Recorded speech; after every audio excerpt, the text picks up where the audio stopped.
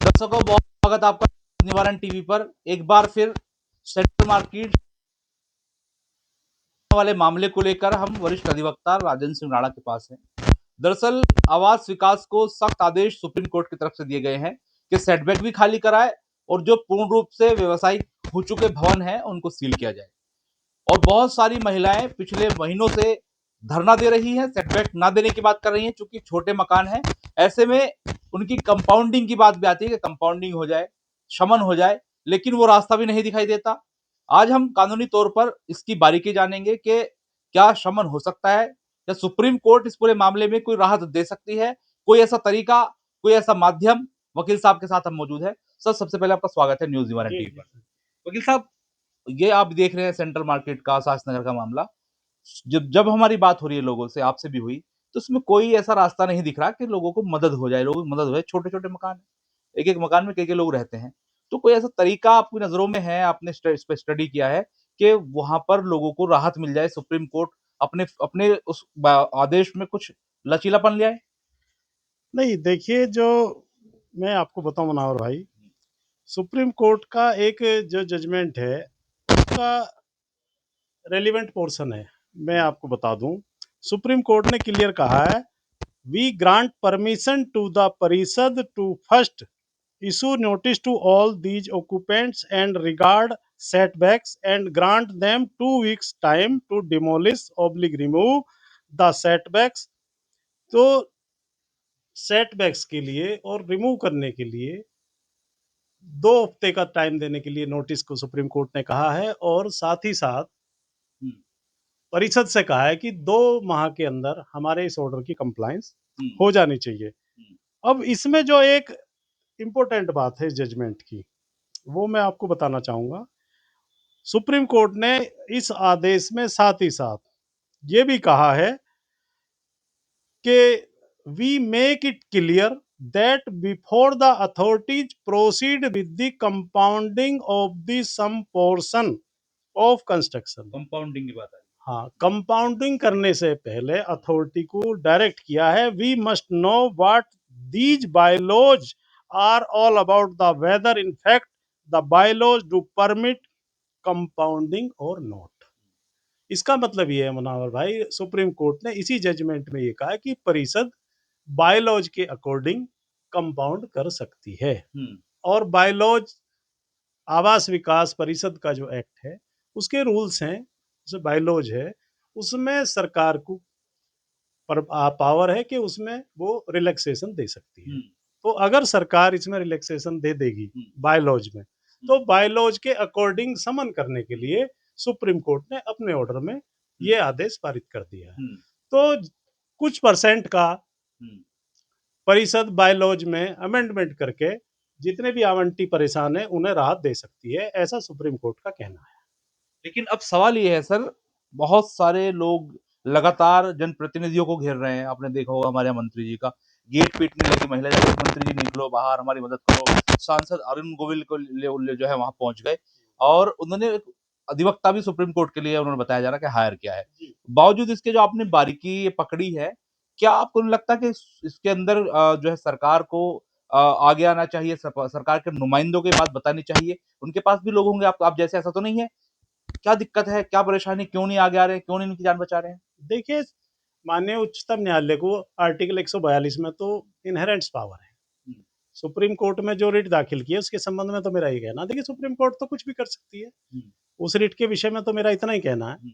लेकिन जो आंदोलन करने के वाले या जनप्रतिनिधि हमारे जो राहत दे सकते हैं, उसमें मेरा सिर्फ ये कहना है कि जो आवंटी इस जद में आ रहे हैं, जो कंपाउंड कराना चाहते हैं, उन्हें एक अपना रिप्रेजेंटेशन परिषद को और सरकार को देना चाहिए। सभी को जो संघर्ष समिति बनी हुई है, मेरा उनसे आग्रह है कि संघर्ष समिति एक आवास विकास परिषद का जो चेयरमैन है या सरकार को एक रिप्रेजेंटेशन दे कि सरकार बायलॉज में संशोधन दे के हमें राहत दे। और अगर बायलॉज में सरकार संशोधन कर देती है तो सुप्रीम कोर्ट के ऑर्डर का भी अनुपालन हो जाएगा और आवंटियों को राहत भी मिल जाएगी। लेकिन यह सवाल एक और है कि सरकार के नुमाइंदों ने ये कहा कि हम इसको स्ट्रीट बाजार बना देंगे, उसके लिए बकायदा कंपाउंडिंग के लिए पैसा जमा हो, 17-18 करोड़ जमा हुआ है। हालाँकि व्यापारी तो इसको 70 करोड़ तक बताते हैं। अब वो पैसा भी रिटर्न नहीं हुआ है। अगर ऐसी बात थी तो फिर ये वाली परिस्थिति जो मैं बात कर रहा हूँ पैसा जमा हुआ कंपाउंडिंग के लिए, ये हो सकता था। लेकिन वहाँ समस्या ये आ गई कि बड़े जो जिनके भवन थे कॉमर्शियल, वो पैसा जमा करके बैठ गए। जो ये छोटे-छोटे मकान वाले हैं, ईओडब्ल्यू वाले हैं, वो जमा नहीं कर पाए और उनका समाधान नहीं हो पाया। आवास विकास ने एक लिस्ट सौंप दी कि देखिए जी 800 से अधिक ऐसे-ऐसे मकान हैं और सभी ने सेटबैक को जो है कब्जा रखे हैं, तोड़े नहीं है। तो वो पूरा घूम गया इन छोटे मकानों पर। बड़े जो बकायेदार थे, जो बड़े भवन स्वामी थे, 10 से 12 तो उनको बचा भी लिया गया है वहाँ पर। तो ये समस्या है सर। अब इसमें मुझे ये बताइए कानूनी एतबार से कि अब सुप्रीम कोर्ट में जैसे सलमान खुर्शीद साहब ने ये केस पूरा उठा लिया है, क्या कहना चाहेंगे? क्या इनको राहत देने के लिए सरकार को या फिर जो अधिवक्ता वहाँ लड़ रहे हैं, उनको क्या कहना चाहेंगे? कोई सलाह, कोई किस तरीके का मशवरा या फिर कोई ऐसी बात जो जनता तक पहुँचे और जनता के लोग जो जनप्रतिनिधि हैं उनको पकड़ के सरकार तक पहुँचाएँ? देखिए, सुप्रीम कोर्ट के जो माननीय हमारे वरिष्ठ अधिवक्ता हैं, सलमान खुर्शीद हों या जो भी हैं, वहाँ सुप्रीम कोर्ट में मैटर देख रहे हैं। उस विषय में तो देखिए मैं टिप्पणी नहीं करना चाहूँगा हुँ, कि वो उनका अपना अधिवक्ता है, उनका किस तरह से वो क्या ग्राउंड लेके चले हैं, हुँ, वो तो वो करेंगे। लेकिन और ये भी मैंने आपको बताया कि आर्टिकल 142 में सुप्रीम कोर्ट को इनहेरेंट पावर है। हुँ, वो तो कुछ भी ऐसा नहीं कह सकते कि हुँ, सुप्रीम कोर्ट ने कोई पावरलेस हो गया है। हुँ, सुप्रीम कोर्ट को तो आज भी पावर है। हुँ, लेकिन मेरा ये कहना है, देखिए मैं तो इसी जजमेंट की जो बात कर रहा हूँ, जो जजमेंट उच्चतम न्यायालय ने पास कर दिया है, हुँ, उस जजमेंट में उन्होंने क्लियर किया, माननीय उच्च न्यायालय उच्चतम न्यायालय ने, कि भाई जो सेटबैक्स का मामला है, देखिए रास्ता कॉमर्शियल, दिखाया उसके अंदर, हाँ, कॉमर्शियल से रेजिडेंशियल को कॉमर्शियल करने के लिए तो मना किया मना है। किया गया है। उसे कोई राहत उस आदेश में नहीं दी गई है। वो तो बंद कर दिया उन लोगों ने वैसे ही। हाँ, तो लेकिन जो कंस्ट्रक्शन हो गया है, हुँ, उस कंस्ट्रक्शन को और सेटबैक को जो तोड़ने की बात है, हाँ, उसके लिए इसी जजमेंट हुँ, में माननीय उच्चतम न्यायालय ने ये कहा कि according to bylaws, hmm, according to bylaws परिषद जो है उसे राहत दे सकती है, समन कर सकती है। बाय-लॉ गवर्नमेंट बना देगी। अब मान लो, मेरा ये सिर्फ कहना है आपसे, जो भी मैंने पहले आपको बताया कि बायलॉज में मान लो 7% की, हुँ, 8% की छूट है, हुँ, तो उसे बढ़ाने के लिए हुँ, बायलॉज में संशोधन तो सरकार को ही करना पड़ेगा हुँ, ना। तो शासन को और परिषद वहाँ अपने बायलॉज में संशोधन करा ले शासन से, तो राहत मिल जाएगी, हुँ, मेरा ये कहना है। हुँ, इसके अलावा यहाँ ना तो सिविल कोर्ट से कोई राहत हुँ। मिलने की मुझे संभावना लगती, क्योंकि माननीय उच्चतम न्यायालय का ऑर्डर है, कोई ये लोअर कोर्ट लेकिन को। सर यहाँ सवाल ये बनता है, जी। जितना समय इस आदेश को हो गया उसमें 2 मंथ का टाइम था, वो लगभग बीतता जा रहा है, बहुत कम समय बचा है। तो ऐसे में सेटबैक जो छोड़ने की बात है, इन लोगों ने छोड़े नहीं है। क्या आपको लगता है कि आवास विकास जो आदेश है उसका अनुपालन के लिए, सेटबैक तोड़ने के लिए या छोड़ने के लिए बुलडोज़र ला सकता है? बिल्कुल ला सकता है। हुँ, भई अभी तो कोई उन्होंने बायलॉज में हुँ, चेंज किया नहीं है, कुछ नहीं हुआ। और जब तक बायलॉज में चेंज नहीं होगा, हुँ, तब तक वो अकॉर्डिंग टू और जजमेंट हुँ, परिषद अपनी तरफ से नहीं कर सकती हुँ, कुछ। वो तभी कर सकती है जब बायलॉज में संशोधन हो जाए। हुँ। तो सबसे पहले जो हमें जो प्रयास करना चाहिए, आवंटियों को रिप्रेजेंटेशन देना चाहिए कि जी भाई बायलॉज में हमें रिलैक्सेशन दे दो। तो ये तो सीधे-सीधे चाहे तो सरकार से माँग कर सकते हैं, सुप्रीम कोर्ट का नाम लेने की ज़रूरत ही नहीं है, आवास विकास का नाम लेने की ज़रूरत ही नहीं है। सुप्रीम कोर्ट ने तो ऑलरेडी कह दिया है हाँ, कि रास्ता भाई दिखा दिया। कि अकॉर्डिंग टू बायलॉज आप कर दें, लेकिन जो अकॉर्डिंग टू जो बायलॉज नहीं है, हुँ, उसे भी आप समन नहीं कर सकते। जो पैसा हाँ, पहले लेने की बात है, जो हुँ, परिषद ने पहले ले लिया है हुँ, पैसा, हुँ, उस पे उसे लीगल नहीं माना है हुँ, सुप्रीम कोर्ट ने। उन्होंने कहा आप बिना बायलॉज को, हुँ, भाई बायलॉज तो कह नहीं रहा, हुँ। मान लो बायलॉज कह रहा लेकिन है, सर अब मान सवाल लो हाँ, बायलॉज ये कह रहा है कि उसमें केवल आज का बायलॉज हुँ, ये है लॉ कि भाई हम 7% हुँ, समन कर सकते हैं हुँ, केवल, या 10%, मतलब हुँ, एनी कोई भी।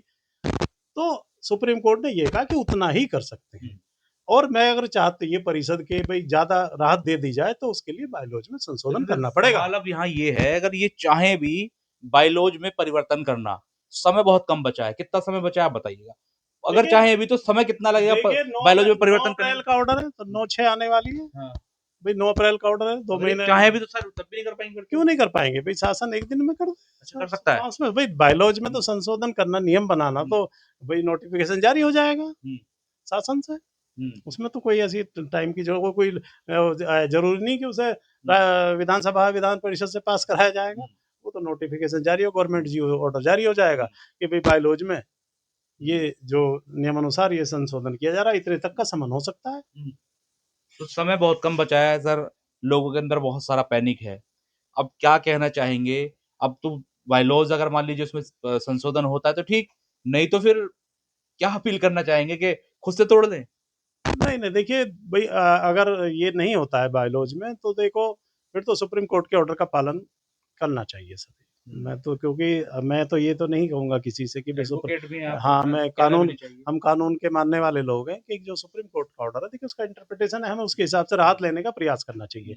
और जो ऑलरेडी 2 आपने वे अपनाए हुए हैं कि भई आप सुप्रीम कोर्ट में दोबारा राहत के लिए गए हुए हैं, वहाँ से मिल जाती है तो वेल एंड गुड और अगर राहत नहीं मिलती है तो आप शासन में भी अभी पैरेलल रूप से शासन से में आप ये मांग कर सकते हैं कि साहब इसकी जो रिलैक्सेशन है, इसे बढ़ा दो। अच्छा, आखिरी सवाल ये है, मान लीजिए अगर जो अनुपालन करना है सुप्रीम कोर्ट के आदेश का, जी। आवास विकास परिषद उसका नहीं कर पाती है और अगली सुनवाई में जो वहाँ पर जजेस हैं उनके सामने मामला जाएगा, तो क्या लगता है आपको कि अधिकारियों को भी फटकार लग सकती है? कोई ऐसा कड़ा आदेश निर्देश सुप्रीम कोर्ट दे सकता है, जो नज़ीर बन जाए? क्योंकि पहले नज़ीर की बात कर रहे हैं वो तो। भाई देखिए वो तो उस दिन परिस्थितियों पर डिपेंड करेगा। नहीं, एज़ अ हाँ, देखिए एडवोकेट मैं आप मतलब हाँ, एक्सपीरियंस होगा कि नहीं क्या कर सकते हैं जो जजेस हैं? देखिए इसीलिए 2 महीने का टाइम दिया था। अभी ज़्यादा से ज़्यादा इतना तो रिलैक्सेशन दे सकता है, वो तो सुप्रीम कोर्ट है देखिए। हुँ, हुँ। वो चाहे तो फिर टाइम दे दे, अच्छा। ना चाहे तो देखिए सुप्रीम कोर्ट ने टाइम दिया 2 हुँ, महीने का। किसी परिस्थितिवश अगर वो नहीं हो पाया है या मान लो यही बात आ जाए कि साहब समन की प्रक्रिया बायलॉज में चेंज की प्रक्रिया शासन स्तर पे लंबित है, हुँ। जैसा कि मैंने अभी कहा, हाँ, हाँ, तो हाँ। उसपे वहाँ अगर टाइम सीक करें, तो हो सकता है मान्य हुँ, लेकिन आज की तारीख में तो वही ऑर्डर है ना, उसका हुँ। कंप्लायंस करना चाहिए हाँ, और अगर आप कंप्लायंस नहीं करेंगे तो उसका कंटेम्प्ट तो है ही। बहुत शुक्रिया। धन्यवाद। Advocate Rajendra Rana senior advocate है और मेरठ बार में सेक्रेटरी रहे हैं और बड़ी बारीकी से आदेश में जो रास्ता दिखाया गया है शासन द्वारा बायलॉज बदलने का, जो नियम है उसको बदलने का, अगर वो नियम बदले जाते हैं तो ज़ाहिर तौर पर सुप्रीम कोर्ट राहत देने को तैयार है। अगर नियम नहीं बदले जाते हैं तो सुप्रीम कोर्ट के आदेश का पालन किया जाएगा, सेटबैक लिए जाएँगे, अगर नहीं देंगे तो वो तोड़े जाएँगे, ये भी बताया जा रहा है। बुलडोज़र जो है बताया जाता है कि वेट कर रहा है। लेकिन सवाल अब ये उठता है कि जो लोग मांग कर रहे हैं, आवास विकास को कोस रहे हैं, खरी-खोटी सुना रहे हैं, उन लोगों को चाहिए कि वो सरकार से सीधी मांग करें कि साहब हमारे जो बायलॉज हैं, आवास विकास के उसमें चेंज कर दीजिए, उससे शायद राहत मिल जाए। लेकिन अगर नहीं चेंज होता है, तो फिर सुप्रीम कोर्ट के आदेश का पालन होगा। अधिवक्ता साहब जो है उनका ये भी कहना है, हालाँकि सुप्रीम कोर्ट का जो आदेश है, उसका पालन करना अनिवार्य है। शासन को भी, प्रशासन को भी अगर ऐसा नहीं होता है तो गाज वहाँ भी गिर सकती है क्योंकि पूर्व में हमने देखा जो मेरठ के तत्कालिक कमिश्नर थे, उनको भी खरी-खोटी सुनाई गई, फटकार लगाई गई और माफ़ीनामा देकर वहाँ वो आए हैं। लेकिन इस पूरे मामले में क्या होगा? इस पर हम नज़र बनाकर रखेंगे, साथ ही साथ कानूनी दाँव-पेच इसमें क्या हो सकते हैं। वकील साहब से आगे बात करते रहेंगे। फिलहाल इस बुलेटिन में इतना ही। सहयोगी शादाब के साथ मनोहर चौहान, न्यूज़ 11 टीवी मेरठ। जय हिंद। Prem hospital and modular test tube baby centre पिछले 30 वर्षों से निरंतर आपकी सेवा करते हुए अब और भी बेहतर रूप में बिजली बम्बा बाईपास पे भी state of the art infrastructure, 24 घंटे इमरजेंसी एवं ICU, gynaecology, obstetrics, laparoscopic surgery, laser surgery, cosmetic surgery, infertility, paediatrics, NICU, trauma आदि एडवांस्ड सुविधाओं के साथ कैशलेस सुविधा उपलब्ध है। Prem hospital, inspiring healing, empowering lives, near Shoprix mall, Bijli Bamba bypass, Meerut.